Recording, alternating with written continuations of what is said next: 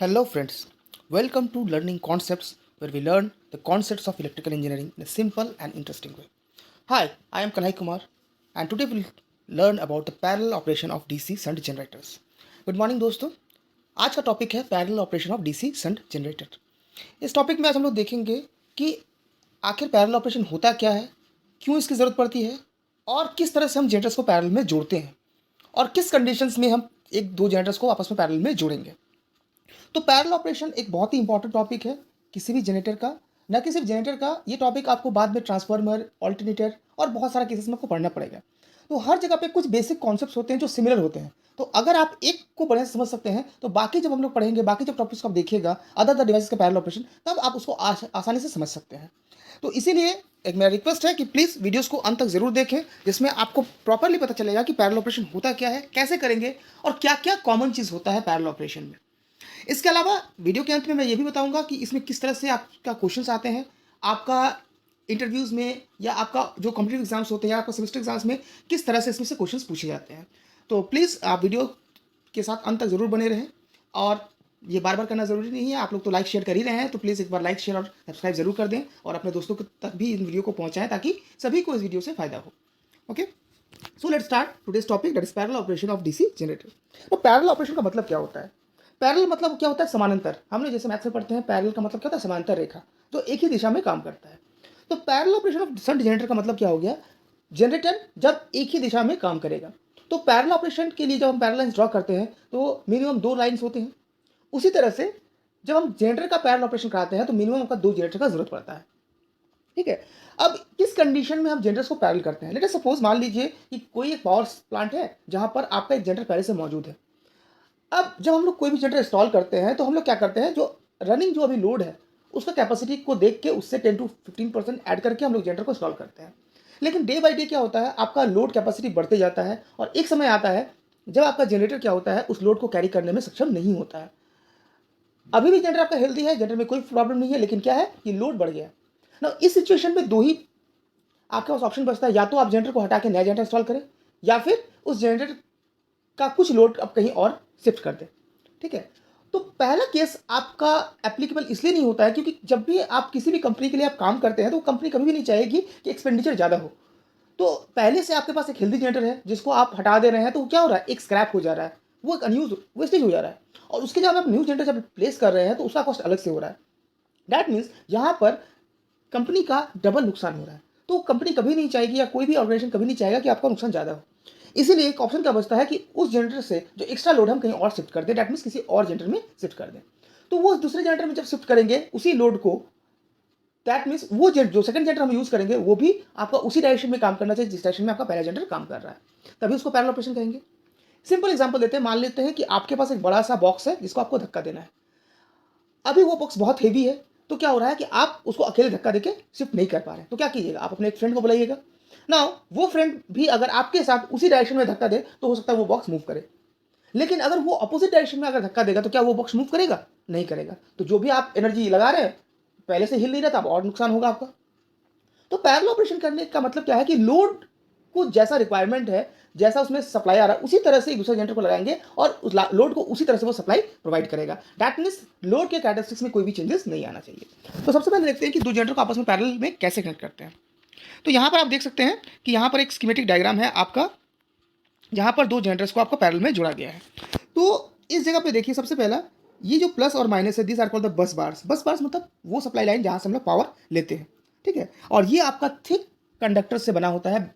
Generally आपका copper का use होता है, कभी कभी एल्यूमिनियम यूज़ होता है, लेकिन बस बार में जनरली हम लोग कॉपर कंडक्टर का इस्तेमाल करते हैं क्योंकि बस बार से ही आप सारा लोड को सप्लाई देते हैं। तो यहाँ पर आपका जो करंट होता है वो बहुत ज़्यादा होता है, इसीलिए हम लोग यहाँ पर हमेशा थिक और गुड क्वालिटी का कॉपर कंडक्टर इस्तेमाल करते हैं। यहाँ पर दिस इज जनरेटर 1, ये आपका पहला जनरेटर है जो ऑलरेडी आपका कनेक्टेड है to the power supply system.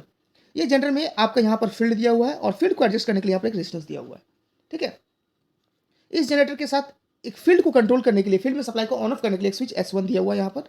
और इस जनरेटर को बस बार से जोड़ने और हटाने के लिए यहाँ पर एक आपका DPST, दैट इज एक तरह एक आपका सर्किट ब्रेकर दिया गया है जो कि आपका इस जनरेटर को सप्लाई सिस्टम से जोड़ेगा या हटाएगा। ठीक है। इसके बाद यहाँ पर आपका एक एमीटर है और यहाँ पर आपका सर्किट ब्रेकर है फॉर प्रोटेक्शन। सिमिलर अरेंजमेंट आपका सेकेंड सर्किट ब्रेकर में भी है। देखिएगा सेकंड जनरेटर में भी आपका सेम है, दिस इज G2, ये उसका फील्ड हो गया, ये उसका कंट्रोलिंग रेजिस्टेंस हो गया, this is the switch to provide supply to the field. यहाँ पर आपका DPST that is the switch to connect the generator to the bus bar और disconnect it from the bus bar.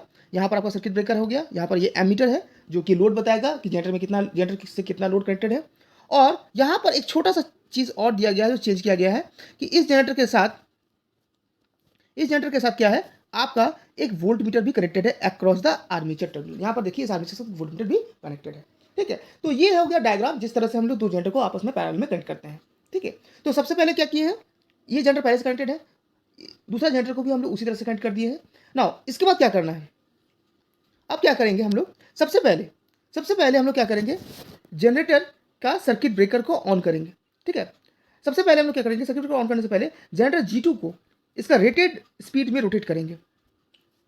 Rated speed में हम लोग क्या करेंगे, इसको रोटेट करेंगे। तो जब इसका रेटेड स्पीड में हम रोटेट करेंगे, रेटेड स्पीड का मतलब जो इसका रेटेड स्पीड है, जिस स्पीड पे इसको चलना है, ठीक है, इसका रेटेड स्पीड में हम लोग चलाएंगे और हम लोग स्विच S2 को, ये जो स्विच आपका S2 है यहाँ पर, इसको क्लोज करेंगे। तो स्विच S2 को क्लोज करने से क्या होगा, आपका जनरेटर से जो सप्लाई है, जो आर्मेचर से निकलेगा, वो सप्लाई क्या होगा, आपका फील्ड में जाएगा, और फील्ड में जाएगा तो फील्ड आपका एनर्जाइज होगा, और जैसे जैसे फील्ड एनर्जाइज होगा आपका टर्मिनल वोल्टेज भी बढ़ेगा। आपका टर्मिनल वोल्टेज क्या होगा, बढ़ेगा, और वो वोल्टेज हम लोग कहाँ से मेजर करेंगे, फ्रॉम दिस वोल्टमीटर V2, यहाँ से हम लोग मेजर करेंगे। ठीक है, तो धीरे धीरे हम लोग फील्ड को एडजस्ट करके हम लोग जनरेटर G2 का जो वोल्टेज है उसको बस बार वोल्टेज के नज़दीक लेके आएंगे। दैट इज मान लेते हैं कि बस बार वोल्टेज V है और जनरेटर G2 का जो इंड्यूस EMF है वो E2 है। तो हम लोग कब तक इसका जो वैल्यू है, फील्ड का वैल्यू को कब तक चेंज करेंगे, जब तक V बराबर E2 ना हो जाए। एक बार V बराबर E2 हो जाएगा, अब हम लोग क्या करेंगे, जो DPST स्विच है इसको ऑन करेंगे और जनरेटर को हम लोग बस बार के साथ कनेक्ट कर देंगे। ठीक है, नाउ इस कंडीशन में क्या होगा, इन दिस कंडीशन जनरेटर आपका बस बार के साथ कनेक्टेड तो है, लेकिन सिर्फ बस बार का वोल्टेज और जनरेटर का वोल्टेज दोनों ही क्या है, सेम है। तो इस कंडीशन में क्या कोई करंट फ्लो होगा, नहीं होगा, because the current will be V minus E2 by R। तो सिर्फ दोनों बराबर है तो ये वाला वोल्टेज तो टोटल नेट वोल्टेज 0 हो गया, तो कोई भी करंट आपका फ्लो नहीं होगा। दैट मीन्स ये जनरेटर अभी कोई भी लोड कैरी नहीं कर सकता है।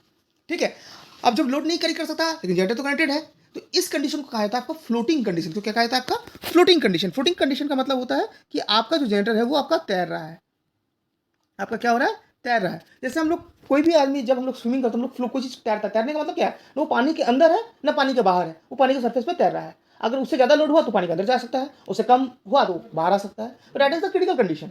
तो उसी तरह से ये जो होता है, ये पैरेलल ऑपरेशन में जनरेटर का क्या होता है, क्रिटिकल कंडीशन होता है। इस केस में जनरेटर अभी फ्लोट कर रहा है, मतलब ना सप्लाई दे रहा है ना सप्लाई ले रहा है। ठीक है, इसके बाद हम लोग क्या करते हैं, now according to the load, मान लीजिए लोड जिसके जैसा जरूरत है उसके हिसाब से हम लोग क्या करेंगे, अब फील्ड को फर्दर वेरी कराएंगे। फील्ड को फर्दर वेरी कराएंगे तो अब E2 क्या होगा, बढ़ने लगेगा V2 से, और जितना E2 बढ़ेगा उसके हिसाब से जो करंट होगा वो भी आपका इंक्रीज करेगा, because IA will be equal to V minus E2 by RA। ठीक है, बट अभी जो करंट का डायरेक्शन होगा, जो पहले बस बार से आपका जनरेटर की तरफ आ रहा था, अभी क्या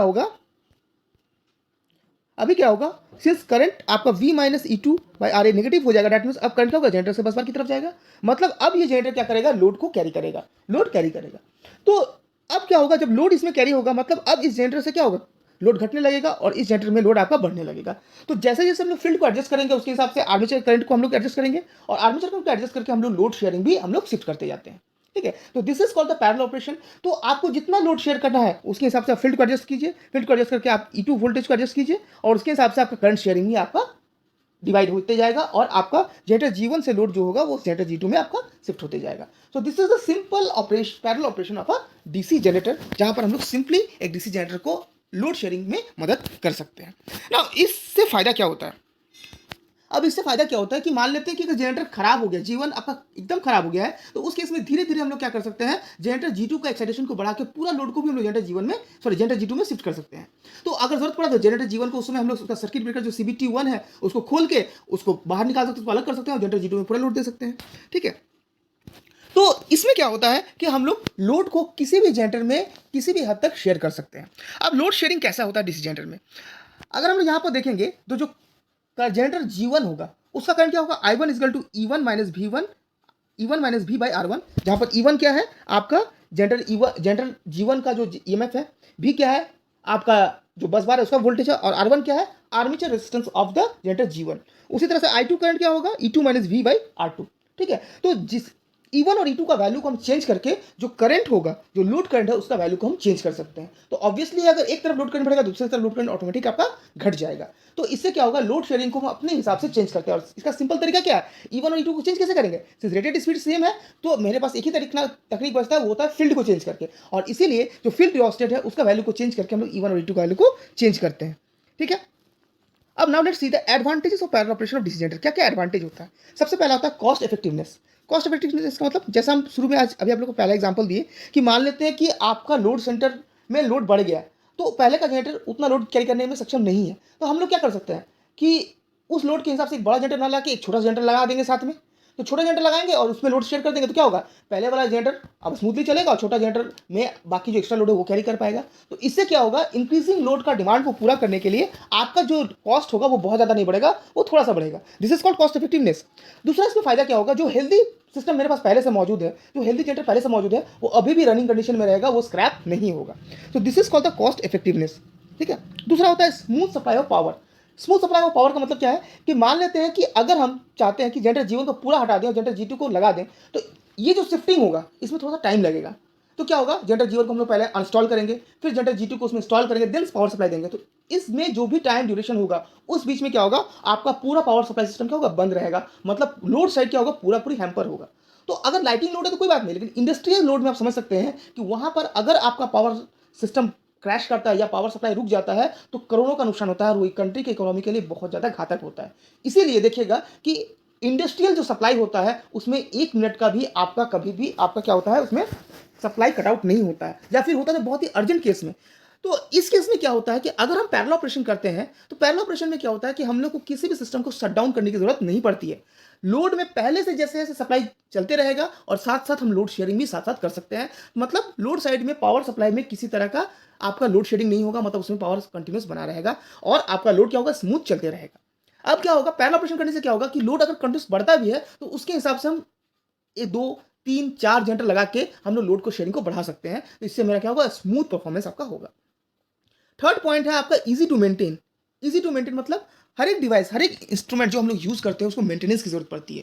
खासकर जो कंटिन्यूस रनिंग है पावर सप्लाई सिस्टम में, उसको तो खासकर बहुत ज़्यादा मेंटेनेंस की जरूरत पड़ती है। क्यों, क्योंकि वो कंटिन्यूस आपका पावर सप्लाई करते जा रहा है, कंटिन्यूस रनिंग कंडीशन में है, और जितना रनिंग कंडीशन में होगा उतना ही उसमें वेयर एंड टेयर ज़्यादा होगा, तो उसमें उतना ही मेंटेनेंस की जरूरत है। लेकिन अब दिक्कत क्या है कि मेंटेनेंस करने के लिए उस सिस्टम को क्या करना पड़ेगा, आपको जो मेन पावर ग्रिड सिस्टम है उसको हटाना पड़ेगा। और अगर उसको हम लोग हटाएंगे, जनरेटर को वहां से हटाएंगे, तो क्या होगा, आपका लोड सेंटर हैम्पर करेगा। तो लोड सेंटर को हैम्पर किए बना अगर मेंटेनेंस करना है तो दो ही ऑप्शन बचता है कि आप रनिंग कंडीशन में उसका मेंटेनेंस कीजिए, और रनिंग कंडीशन में मेंटेनेंस करना बहुत ही कॉम्प्लिकेटेड एंड डेंजरस प्रोसेस है। तो अगर हम पैरेलल ऑपरेशन करते हैं तो हम लोग क्या कर सकते हैं, कुछ समय के लिए मान लीजिए 3 4 जनरेटर आपका पैरेलल ऑपरेशन है, तो हम लोग क्या किए, चारों जनरेटर का लोड 3 जनरेटर में शिफ्ट कर दिए, एक जनरेटर को कंप्लीटली आउट कर दिए। अब क्या किए, इस जनरेटर का हम लोग मेंटेनेंस कर दिए, फिर इसको कनेक्ट किए और बाकी 3 में से किसी एक जनरेटर को आउट कर दिए। तो इस तरह से क्या होगा, बारी बारी से हम एक एक जनरेटर को हम लोग मेंटेन कर सकते हैं without disturbing the load centre. हम लोग लोड सेंटर को बिना डिस्टर्ब किए एक एक जनरेटर को मेंटेन कर सकते हैं, और इससे मेंटेनेंस काम बहुत ही आसान हो जाता है और सेफ हो जाता है। ठीक है, now the fourth point is the easy to increase the plant capacity. Plant capacity को हम इजीली इंक्रीज कर सकते हैं। अगर प्लांट का लोड कभी जरूरत पड़ा तो आसानी से बढ़ा सकते हैं, हम लोग एक के या फिर 2 3 जनरेटर लगा सकते हैं। या फिर मान लेते हैं कि किसी कंडीशन में क्या हो गया कि लोड कभी घट गया, लोड फ्लक्चुएटिंग लोड है। सिंपल एग्जांपल देते हैं, हम लोग का जो घर में सप्लाई आता है, गर्मी का दिन है, दिन के समय है, फैन एसी कूलर फ्रिज सब कुछ चल रहा है। रात का समय है, आपका लाइट बंद हो गया, आपका फ्रिज बंद हो गया, आपका बहुत सारा इक्विपमेंट है, टीवी वगैरह बंद हो गया, तो क्या हो गया, लोड घट गया। तो जब लोड बढ़ गया उस समय तो ठीक है, सारा जनरेटर चला चला, लेकिन जब लोड घट गया उस समय अगर सारा जनरेटर चलते रहेगा तो वो तो एक नुकसान वाली बात है। तो उस समय में इजीली हम क्या कर सकते हैं, according to the decreasing load हम कुछ जनरेटर को ऑफ कर सकते हैं और कुछ जनरेटर से सप्लाई सिस्टम को बना सप्लाई दे सकते हैं। तो इससे क्या होता है कि सिस्टम का एफिशिएंसी आपका बना रहता है। सिस्टम का एफिशिएंसी क्या होता है, हमेशा बना रहता है। तो it gives us a portability, हम लोग पोर्टेबिलिटी देता है कि हम कभी भी लोड के हिसाब से हमारा जनरेशन पॉइंट को इंक्रीज और डिक्रीज कर सकते हैं। साथ साथ अगर लोड इंक्रीज करता है तो उसके हिसाब से भी हम अपना सिस्टम में बदलाव कर सकते हैं। So these are the some of the advantages of parallel operation. तो एक चीज याद रखिएगा, ये जो एडवांटेजेस है ये कोई भी पैरेलल ऑपरेशन हर जगह के लिए ये लगभग आपका इफेक्टिव है या आपका सही है। जैसे कॉस्ट इफेक्टिवनेस, अगर ट्रांसफार्मर का भी पैरेलल ऑपरेशन करते हैं तो सेम चीज़ आएगा, सेम पैरामीटर सब कुछ आएगा। अगर आप ऑल्टरनेटर का भी करते हैं तो सेम रिजल्ट आएगा। हर जगह लगभग आपका पैरेलल ऑपरेशन में ये कुछ एडवांटेजेस होते हैं। हाँ, कुछ कुछ जगह पे इन एडवांटेजेस में कुछ थोड़ा बहुत बढ़ जाता है, लेकिन बेसिक एडवांटेज आपका लगभग सब यही रहता है। तो आप देख सकते हैं कि पैरेलल ऑपरेशन हम लोग कैसे करते हैं, इसका एडवांटेज क्या है।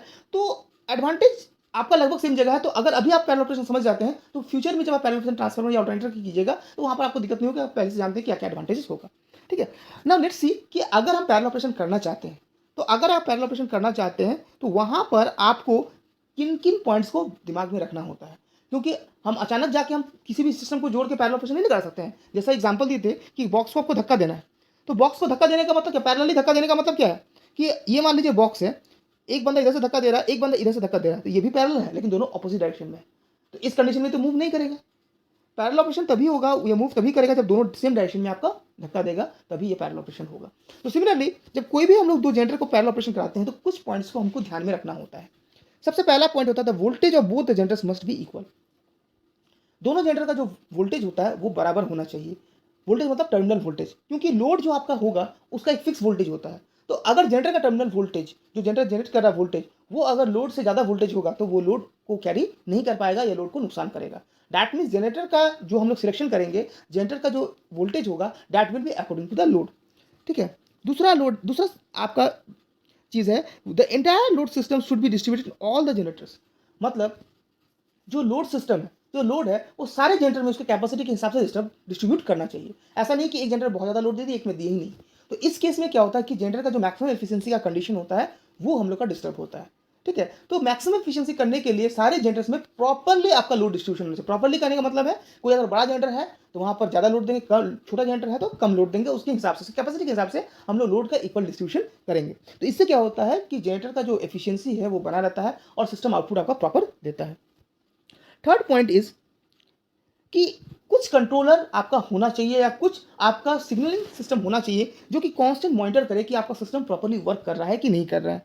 क्योंकि हो सकता है कि कभी कभी क्या होता है, कुछ माल फंक्शनिंग की वजह से लोड का जब वेरिएशन हम करते हैं तो किसी जनरेटर में ओवरलोड हो जाता है, किसी में आपका बहुत ही कम लोड अंडर लोड हो जाता है। तो इस कंडीशन में आपका जो वोल्टेज का फ्लक्चुएशन बहुत ज़्यादा होता है और लोड सेंटर में बहुत ज़्यादा इफेक्ट होता है। इसीलिए कांस्टेंट मॉनिटरिंग के लिए सिस्टम का पैरामीटर को हमेशा मेंटेन करना या मॉनिटर करना जरूरी है और उसके लिए हम लोग को कुछ कंट्रोलर या कुछ डिजिटल कंट्रोलर लगाना पड़ता है। ठीक है, चौथा पॉइंट क्या है कि जब हम लोग बस बार से जनरेटर को कनेक्ट करेंगे तो एक चीज हमेशा ध्यान देना है कि polarity should be same. Polarity मतलब जनरेटर का पॉजिटिव बस बार का पॉजिटिव के साथ कनेक्ट होना चाहिए, जनरेटर का नेगेटिव बस बार का नेगेटिव के साथ कनेक्ट होना चाहिए। अगर ऐसा नहीं होगा तो क्या होगा, आपका रिवर्स वोल्टेज होने से डेड शॉर्ट सर्किट हो जाएगा, डेड शॉर्ट सर्किट हो जाएगा और जनरेटर आपका फुल्ली डैमेज हो जाएगा, साथ साथ आपका लोड सेंटर भी आपका इफेक्टेड होगा। तो सबसे इंपॉर्टेंट थिंग है जब जनरेटर को हम पैरेलल में जोड़ते हैं तो जनरेटर का polarity should be connected properly with the bus bars. ठीक है, उसके बाद क्या होता है, जो आपका दोनों जनरेटर है, दोनों जनरेटर का पोलैरिटी भी सेम होना चाहिए। दोनों जनरेटर का पोलैरिटी मतलब जनरेटर 1 का पोलैरिटी और जनरेटर 2 का पोलैरिटी सेम होना चाहिए। ऐसा नहीं कि जनरेटर 1 जनरेटर 2 के साथ ऑपोजिट पोलैरिटी में जुड़ा हो, तो इस केस में दोनों जनरेटर शॉर्ट सर्किटेड हो जाएगा और फिर आपका वही डैमेज आपका क्रिएट होगा। तीसरा चीज़ क्या है कि दोनों जनरेटर का जो रोटेशन होगा, जो उसका स्पीड होगा, रोटेशन होगा, दैट शुड बी सेम। उसको सेम प्राइम मूवर से मूव करना पड़ेगा सिमिलर स्पीड से। ठीक है, दोनों को, ताकि दोनों का जो कैरेक्टरिस्टिक्स है वो सेम आए। ठीक है, तो these are some of the things you should keep in mind while connecting to generators in parallel. दो जनरेटर्स को अगर आपस में पैरेलल में जोड़ना है तो कुछ पॉइंट्स को आपको दिमाग में रखना होगा। ठीक है, so this was all about the parallel operation of the generators. Now let's see कि इसमें से आपको क्वेश्चन कैसे आता है। सेमेस्टर एग्जाम्स में बेसिकली क्वेश्चन पूछा जाता है, 3 क्वेश्चन में से पूछे जाते हैं कि how to generators can be connected in parallel. दो जनरेटर को हम लोग पैरेलल में कैसे कनेक्ट करेंगे। तो वहाँ पर हम लोग ये जो हम लोग शुरू में डायग्राम देखे हैं, इस डायग्राम को आपको प्रॉपर्ली डिस्कस करना है। डिस्कस करने में बताना है कि जनरेटर G1 पहले से कनेक्टेड है, जनरेटर G2 आपको इस तरह से कनेक्ट करना है। यहाँ पर 2 स्विचेस हैं, एक आपका सर्किट ब्रेकर है, सर्किट ब्रेकर प्रोटेक्शन में यूज होता है। दोनों स्विच, एक स्विच जनरेटर को बस बार से कनेक्ट करने और डिस्कनेक्ट करने में इस्तेमाल करता है, जिसको हम लोग DPST स्विच कहते हैं। और जो S1 और S2 स्विच है ये क्या करता है, फील्ड को आर्मेचर के साथ जोड़ता है। साथ साथ दोनों में रेजिस्टेंस लगा हुआ है जो कि फील्ड को वेरी कराता है। तो ये हो गया डायग्राम जिसको आपको प्रॉपर्ली स्टेप बाय स्टेप आपको डिस्कस करना है। उसके बाद बताना है कि कैसे ये काम करता है, जहां पर आपको फ्लोटिंग कंडीशन को भी डिस्क्राइब करना है। दूसरा क्वेश्चन आता है इसमें कि what is how load sharing is done on the generators. Load sharing कैसे किया जाता है, या फिर लोड शेयरिंग कैसे हम लोग डिटरमाइन करेंगे कि जनरेटर में कितना लोड होता है। तो उसके लिए हम लोग यहाँ पर जो देखे थे ये वाला जो फॉर्मूला है driving formula, that is I1 is equal to E1 by V by R1, I2 is equal to E2 by V minus V by R2। इस फॉर्मूला को डिस्क्राइब करना है कैसे E1 E2 को हम वेरी कर सकते हैं, कैसे करंट को हम बढ़ा घटा सकते हैं। तो this is the load sharing. तीसरा जो क्वेश्चन पूछा जाता है वो होता है what are the advantages of the parallel operation of DC generator, क्या एडवांटेजेस हो सकते हैं। और चौथा क्वेश्चन होता है necessary condition for the parallel operation of the DC generator. ठीक है, तो ये चार क्वेश्चंस आपका एग्जाम में पूछा जाता है, कभी कभी कॉम्बिनेशन में पूछा जाता है, कभी कभी अलग भी पूछा जाता है। ठीक है, ऑब्जेक्टिव क्वेश्चन में पूछा जाता है कि अगर दो जनरेटर G1 G2 पैरेलल में जोड़ा गया है तो दोनों का जो करंट का शेयरिंग होगा वो किस पे डिपेंड करेगा। वो फील्ड पे डिपेंड करेगा, स्पीड पे डिपेंड करेगा, टर्मिनल वोल्टेज पे डिपेंड करेगा या बस बार वोल्टेज पे डिपेंड करेगा। तो जनरली स्पीड क्या होता है, आपका कांस्टेंट होता है, इसलिए स्पीड पे कभी डिपेंड नहीं करेगा। जो डिपेंड करेगा किस पे डिपेंड करेगा, आपका फील्ड पे डिपेंड करेगा, क्योंकि फील्ड के हिसाब से हम उसका आउटपुट वोल्टेज को चेंज करते हैं और साइमल्टेनियसली आपका जो शेयरिंग करंट होता है वो चेंज होता है। ठीक है, फिर और भी क्वेश्चंस पूछे जाते हैं कि पैरेलल ऑपरेशन किस कंडीशन में आप करते हैं। ठीक है, अगर पोलैरिटी क्या होता है, पोलैरिटी अगर ऑपोजिट हो जाता है तो क्या दिक्कत होगा। तो इस तरह से बहुत सारे इंपॉर्टेंट क्वेश्चंस आपका इसमें से आता है। तो ये टॉपिक बहुत ज़्यादा इंपॉर्टेंट है। आई होप आपको समझ में आया होगा। अगर किसी को भी कोई दिक्कत है तो फिर से वही रिक्वेस्ट है कि प्लीज़ कमेंट सेक्शन में कमेंट जरूर करें और लाइक शेयर सब्सक्राइब जरूर करें। और आप लोग की मदद से आज ये जो चैनल है वो 100 सब्सक्राइब को पार कर चुका है। और आगे भी आपसे उम्मीद है कि आप अपना जो भी हेल्प है, अपना जो भी कंट्रीब्यूशन है इस तरह से बनाए रखेंगे, अपना जो भी साथ देते रहेंगे ताकि हम इस मिशन को और आगे बढ़ाएं। So that's all for today. Thank you.